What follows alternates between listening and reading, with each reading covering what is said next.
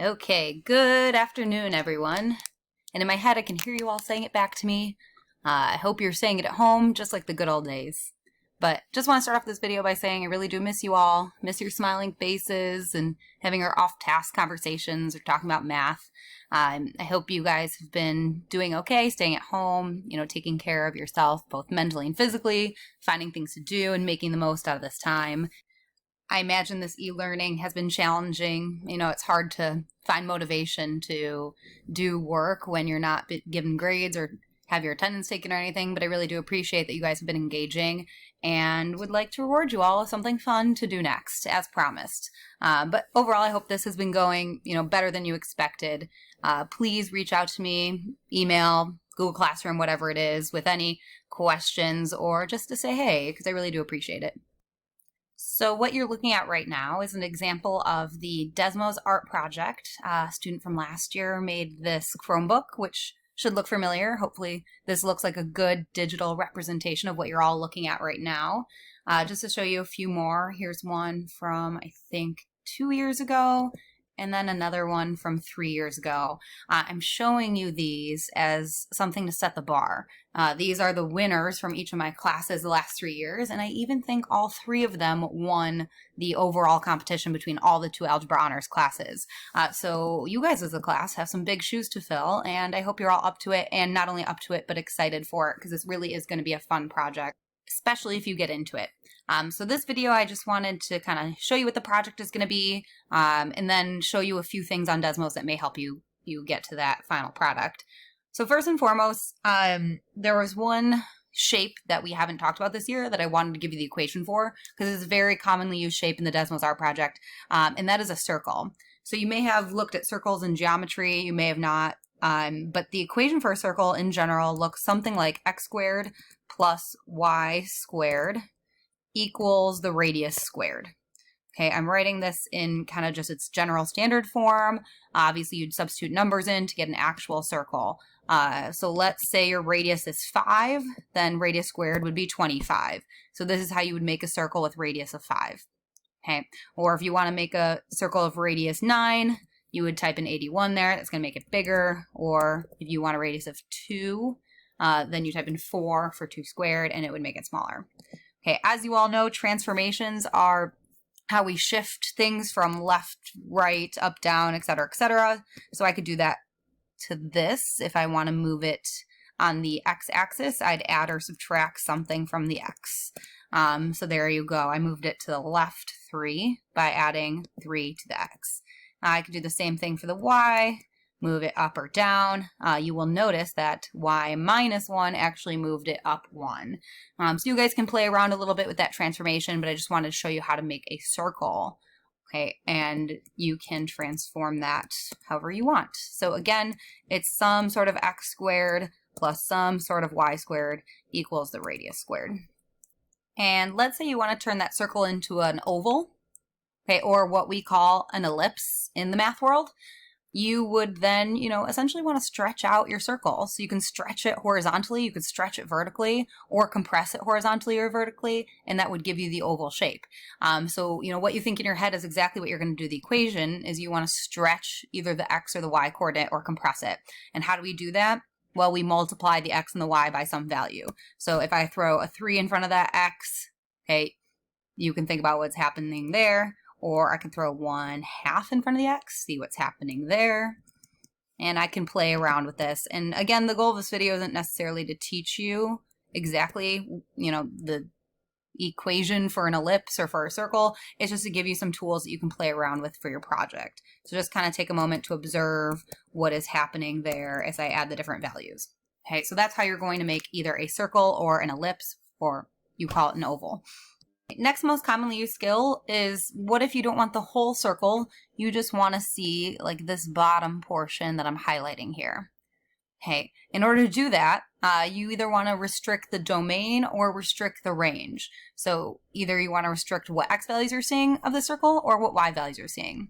So let's say I do just want to see this bottom half, and maybe I'm making like a smile on a person and I just want half a circle. Well, then I don't want to see the top part. So I want to see the bottom, not the top. We're talking about the range there. I want to see below the x-axis. Okay, in order to do that, in Desmos, you need to throw in brackets, okay, to write your domain or range restriction. And then you're going to use some version of like set notation for this. That's what Desmos recognizes. So if I'm talking about Y values, you want to make sure you're using a Y coordinate. And I want my Y values to only be below the X axis. So I want my Y values to be less than 0. Okay, it has to be an inequality like its set notation for Desmos to recognize that. You can also do this with your X values. Okay, so if I say I want my X values to be less than 0, you're going to only see this side of the y-axis. You can also do, some sort of compound inequality. Let's say you want your x values to be, I don't know, between 0 and 1. You can see just that piece right there as well. Okay, one more scenario. Let's say you want something to move, which you're all going to want something to move because that makes this even more cool. You can add a slider into Desmos. And the way you do that is you need to have a variable that's not x or y that essentially is representative of a transformation. So if I leave this as r squared with r being the unknown, the transformation that can happen is as r changes, as your radius changes, your circle gets bigger and or smaller. So if I do that, something should automatically pop up that says add a slider for r. And then you see as I change the number that r is, well, our circle is getting bigger or smaller. Just want you to keep in mind, this doesn't have to be for a circle. You can do this for literally any function that we've studied, for any function in the world. You can even look up new functions that we haven't talked about in our class. That would be pretty cool as well. So let's say you want this parabola to move, and you want it to move up and down. You can do a plus k, which would move the y coordinates up and down. As you can see, when I change that, we have a slider. Okay, you can also hit this play button on the side and it'll do it automatically for you. So that's how you got really cool stuff in here with, let's say, the pedal falling, or the doors opening and closing, or the YouTube video playing back and forth. I obviously highly recommend you use this feature to add something, and you may get some bonus points for doing so. The more you add, the better. Let me show you some more examples. Really good example of a Desmos project that had a bunch of sliders. So, be creative. The sky's the limit. You may want to explore Desmos to hide all your equations in these folders. It's not hard. I'm not going to go through that. But notice, like, this person had 65 equations. This person had 328 equations. Really, the more you put in this, the cooler it's going to be. Hopefully you enjoy it. It gives you something to do. And at the end of the day, you have something you're really proud of showing off.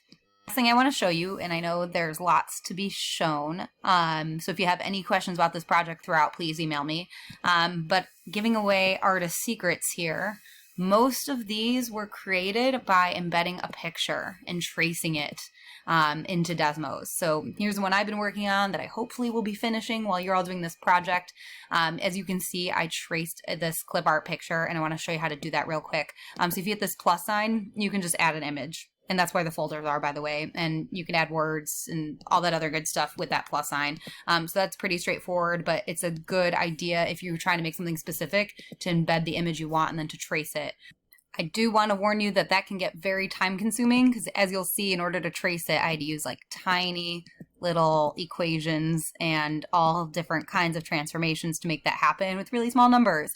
But at the end of the day, I think it makes a really good picture and it's worth it. Like all of these ones that I showed you, they use pictures. So it's up to you if you want to do that or not, but you definitely have to be committed to tracing that picture if that's the route you choose.